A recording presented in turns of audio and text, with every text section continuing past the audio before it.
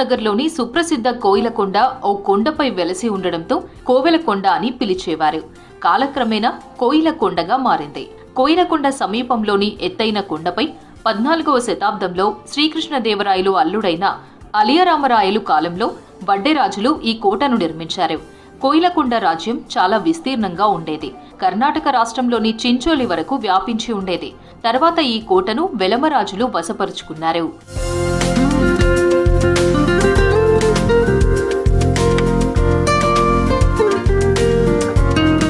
కోట చుట్టూ శ్రీరామకొండ, వీరభద్రస్వామి, వడెన్న దుర్గాలు ఉన్నాయి. కోట సప్త ప్రాకారాలతో, 4 ద్వారాలతో, లెక్కకు మించిన బురుజులతో శత్రు ప్రవేశం జరగని విధంగా నిర్మించారు. పెద్ద పెద్ద రాళ్లను పేర్చి